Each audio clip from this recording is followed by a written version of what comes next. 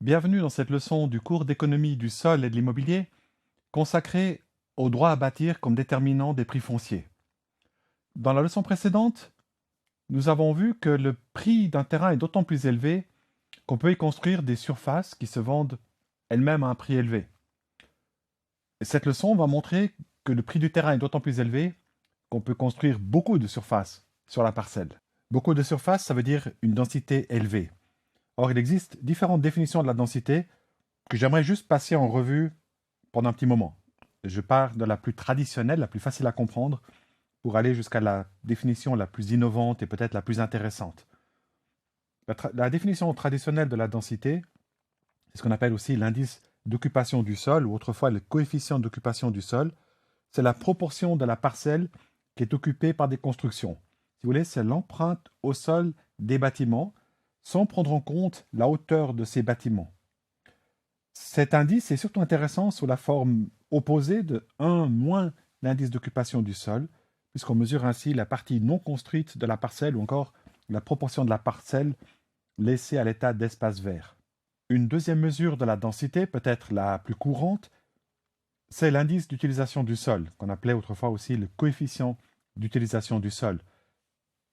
Dans une première analyse, c'est le rapport entre l'ensemble des surfaces de plancher des bâtiments et la surface de la parcelle. Ce rapport augmente pratiquement proportionnellement au nombre d'étages, puisqu'on additionne les surfaces de plancher des différents étages au numérateur de ce ratio, de cet indice. Alors j'ai bien dit, c'est l'indicateur ou la mesure de densité la plus courante, peut-être la plus importante, puisqu'elle mesure toute la surface construite, utilisable, installée sur une parcelle. En même temps, faire attention, certaines de ces surfaces construites pourraient être mal utilisées ou sous-utilisées. Par exemple, il pourrait y avoir beaucoup de surfaces secondaires, des surfaces utilisées pour des installations techniques ou pour de la circulation. Pour cette raison, on mesure parfois aussi l'indice d'utilisation du sol en ne retenant au numérateur que la surface brute de plancher utile, donc on exclut les surfaces secondaires. Un autre défaut potentiel de cet indice, c'est qu'il nous donne il mesure un potentiel d'occupation de l'espace, mais pas forcément la réalité. Il peut y avoir des surfaces construites qui sont sous-utilisées, par exemple de grands logements occupés par peu de personnes ou des logements qui sont même laissés vacants.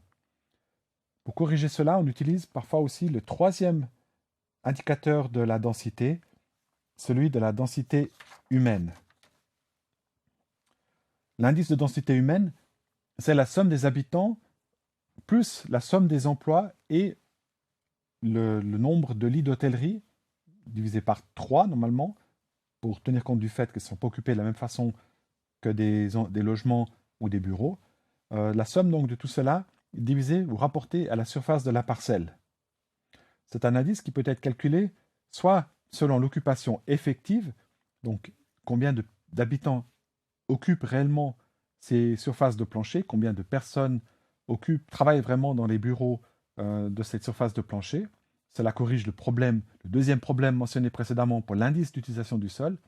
Mais on peut aussi calculer la densité humaine selon une occupation théorique. C'est une sorte de potentiel.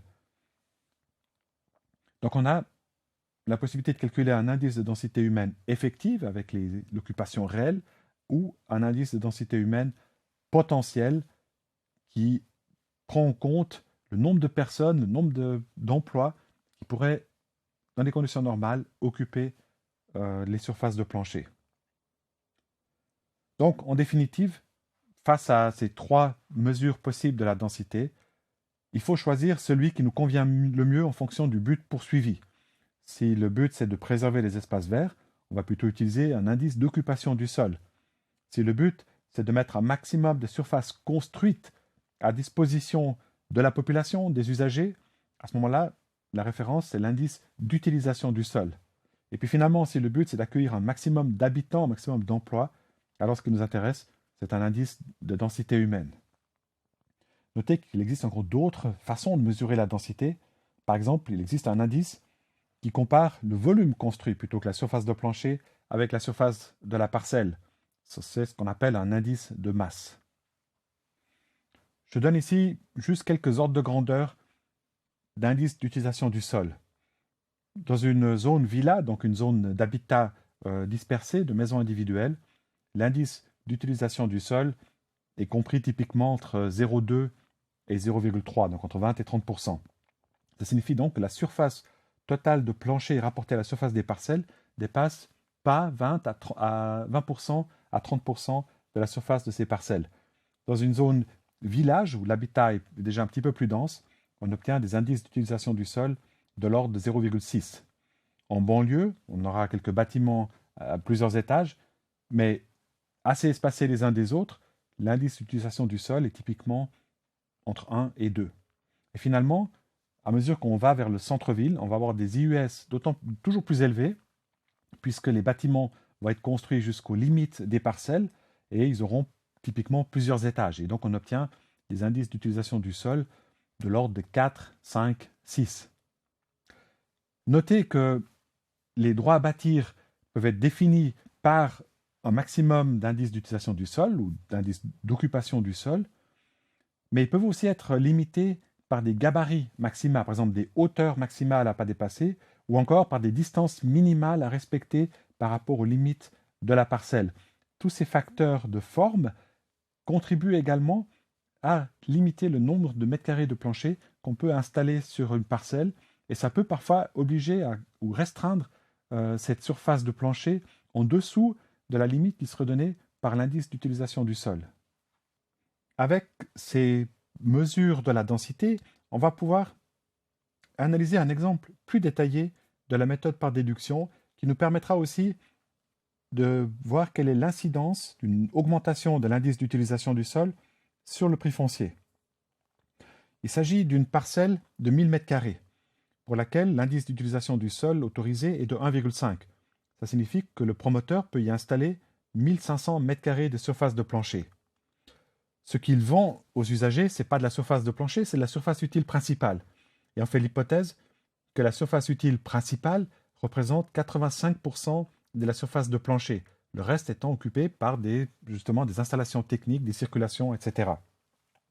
Donc la surface utile principale maximale possible sur ce terrain est de 1275 m². Je suppose que cette surface utile principale, c'est du logement qui se vend à 5000 francs suisses par mètre carré de surface utile principale.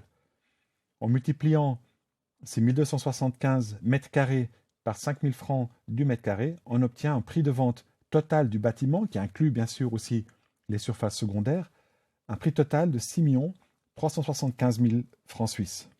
Admettons encore un taux de marge plus frais de 30%, qu'on va déduire du prix de vente pour aboutir au prix de revient maximum de manière à ce que cette opération fonctionne. Supposons enfin que le prix de construction est de 2500 francs suisses par mètre carré de surface de plancher, ce qui nous donne un prix de construction total de 3 750 000. C'est la multiplication de la surface de plancher 1500 par ces 2500 francs de prix de construction par mètre carré de surface de plancher. Donc voilà notre prix de construction total, compte déduit du prix de revient maximum pour aboutir au prix maximum que le promoteur peut payer pour le terrain. Admettons encore qu'il doit dépenser 40 francs par mètre carré pour préparer le terrain, ce qui fait, en multipliant ces 1000 mètres carrés de terrain par les 40 francs par mètre carré, ce qui nous fait des frais de préparation du terrain de 40 000 francs, qu'on va soustraire du montant du prix de revient maximum du terrain pour aboutir au prix d'achat maximum du terrain. Donc si le promoteur peut acheter le terrain à ce prix, eh bien il peut effectivement réaliser sa marge de 30%. Donc, suppose encore qu'il y a des frais d'acquisition du terrain à hauteur de 5%, ce qui fait que le prix d'achat à proprement parler, le montant qu'il va pouvoir verser au propriétaire foncier, est de 1,060 000 francs et des poussières, ce qui, divisé par les 1000 mètres carrés du terrain, me donne un prix du mètre carré, un prix foncier du mètre carré de 1061 francs suisses dans cette opération. Admettons maintenant que l'indice d'utilisation du sol ne soit pas de 1,5, mais de 3. Donc on peut construire 2 fois plus de surface de plancher. Je retiens l'hypothèse de ratio surface utile sur surface de plancher de 85, ce qui me donne une surface utile principale de 2550 m², le double de ce que j'avais avant. Prix de vente des logements par hypothèse est resté le même. Double de surface multiplié par le même prix me donne un prix de vente doublé. Donc le prix immobilier a été multiplié par 2 du fait de la possibilité de construire 2 fois plus de surface de plancher. Je retiens aussi le même taux de marge que je soustrais de mon prix de vente pour aboutir à un prix de revient maximum qui, lui, est également le double du prix de revient que j'avais quand je construisais un bâtiment 2 fois plus petit. Le prix de construction par mètre carré est le même par hypothèse. Donc en multipliant ce prix de construction par une surface de plancher doublée de 3000 m², j'aboutis à un prix de construction qui est le double de celui que j'avais avant, 7 500 000 francs. Ce montant déduit du prix de revient maximum détermine le prix de revient maximum pour le terrain. Donc le maximum que le promoteur peut payer pour le terrain, tout frais compris. Encore une fois, le double de ce qu'on avait avant. Les frais de préparation du terrain n'ont pas de raison de changer. Le terrain est de la même taille, il n'y a pas de différence à ce niveau-là. Je soustrais ces 40 000 francs des 2 307 692 francs de prix de revient maximum du terrain pour aboutir à un prix de revient d'achat maximum dont je soustrais encore les frais d'acquisition à hauteur de 5% pour aboutir au prix d'achat maximum du terrain qui est de 2 159 707 francs du mètre carré. C'est presque le double de ce que j'avais avant, pas tout à fait, puisque tout n'a pas été multiplié par 2. Ce qui n'a pas été multiplié par 2, ce sont les frais de préparation du terrain qui font qu'on a un prix unitaire qui est légèrement plus élevé que le double de ce qu'on avait avant lorsque la densité autorisée était la moitié de ce qu'elle est dans cet exemple. Donc on voit que le prix d'achat maximum du terrain, que ce soit au total ou par mètre carré, est pratiquement proportionnel à l'indice d'utilisation du sol. Il ne l'est pas exactement parce qu'il y a ces frais de préparation du terrain qui sont les mêmes quelle que soit la densité. Et encore, on pourrait éventuellement discuter. Donc ça signifie, en d'autres termes, que le promoteur peut payer une proportion pratiquement constante de son prix de revient pour le terrain. Ce graphique illustre finalement la même chose que l'exercice, que le calcul précédent. Il le fait pour toute une série de valeurs possibles de l'indice d'utilisation du sol qui vont de 0,4 jusqu'à 4. Et dans tous les cas, on trouve un prix du terrain qui est pratiquement proportionnel à l'indice d'utilisation du sol.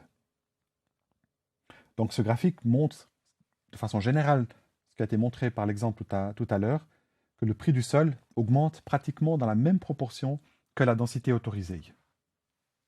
Ces calculs montrent l'intérêt pour le propriétaire foncier d'obtenir des droits à bâtir plus importants. S'il arrive à obtenir une densité autorisée double, eh bien, le prix de son terrain est multiplié par 2. Ça veut aussi dire, dans l'autre sens, que ce n'est pas forcément une bonne idée d'autoriser une densité plus élevée dans le but d'abaisser les prix immobiliers. Admettons qu'un terrain existe et qu'on aimerait y construire du logement social, on pourrait être tenté d'autoriser une densité plus élevée en se disant le prix du terrain sera réparti sur davantage de logements, donc par mètre carré de logement, l'incidence du terrain sera plus faible. En fait, cela ignore le fait que le prix du terrain va s'ajuster à la densité autorisée, et si le prix du terrain augmente dans la même proportion que les droits à bâtir, que la densité autorisée, eh finalement, il n'y a aucune économie au niveau du prix de revient et au niveau du prix de vente ou de location des logements qui auront été réalisés sur ce terrain. C'est aussi vrai pour tout ce que l'architecte pourrait faire pour améliorer économiquement le projet. Par exemple, il pourrait chercher à optimiser le ratio surface utile sur surface de plancher en essayant de bien organiser les circulations, les espaces occupés par des installations techniques, etc. Et bien finalement, il est possible que tout cela, tous ces efforts, se traduisent uniquement par un prix foncier plus élevé. Pourquoi ? Parce que ça augmente le consentement à payer, le montant que le promoteur peut payer pour le terrain. Notez cependant que le prix d'achat maximum du promoteur, son consentement à payer, ce n'est pas forcément le prix qu'il va devoir payer. Donc si le promoteur, par optimisation du projet, arrive à réduire le prix de construction ou à améliorer la rentabilité de l'opération, ça ne veut pas dire forcément qu'il sera obligé de donner toute cette économie au propriétaire foncier. C'est fort possible que le propriétaire foncier accepte un prix qui soit celui d'une opération standard et pas d'une opération optimisée. Dans cette leçon, nous avons vu différentes façons de mesurer la densité et surtout nous avons vu l'impact de la densité autorisée sur le prix du terrain, sur les prix fonciers. Dans la prochaine leçon, nous allons approfondir ce concept d'incidence foncière, donc de part du terrain dans le prix immobilier, et nous allons voir quels sont aussi les déterminants de l'incidence foncière. Merci d'avoir suivi cette leçon et rendez-vous dans la prochaine.